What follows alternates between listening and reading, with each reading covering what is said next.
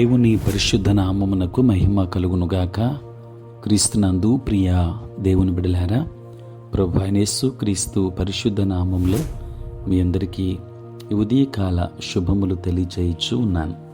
ఈ దినమంతయు మీకు మీ కుటుంబానికి దీవెనకరముగాను ఆశీర్వాదకరముగాను దేవుడు అనుగ్రహించాలని మీ కొరకై ప్రార్థిస్తూ ఉన్నాను.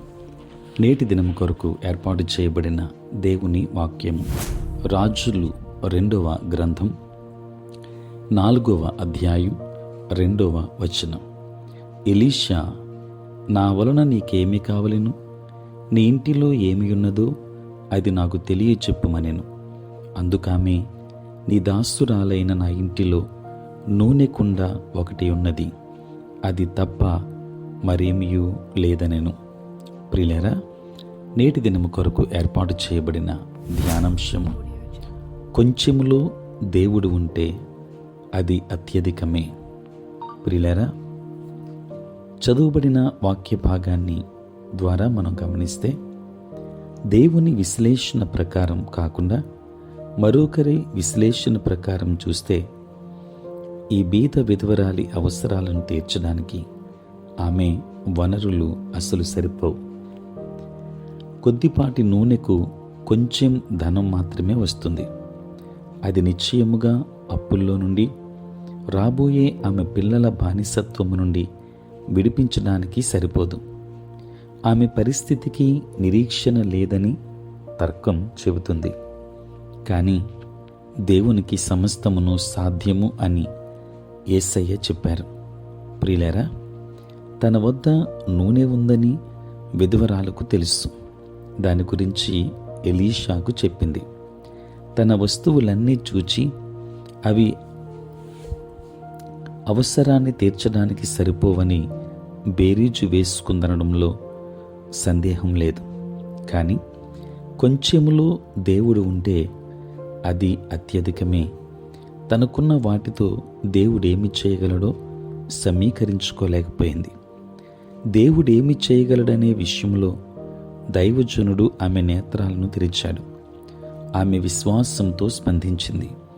తుదకు ప్రస్తుత అవసరం తీరడం మాత్రమే కాకుండా జీవితాంతం జీవించడానికి తగిన ధనం మిగిలింది.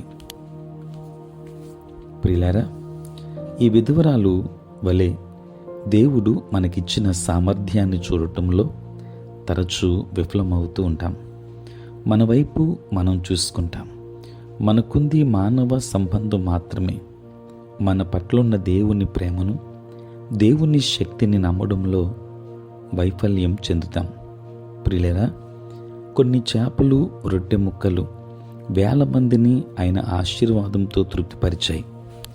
కానీ మొదట విశ్వాసంతో అడుగు వేసి ఆయన చెప్పిన ఆ కొంచెన్ని వాడాలి. ప్రియులారా, పాత్రలను బదులుకు తెచ్చి కుమ్మరించే వరకు నూనె విస్తరించలేదు. ఆమె పెరుగుదల కొరకు సిద్ధపడింది. తరువాత ఇవ్వడం ఆరంభించింది. ఆమె తనకున్న కొంచెన్ని ఇవ్వగానే దేవుని శక్తి తిరిగి సమృద్ధిగా దాన్ని విస్తరింపజేసింది.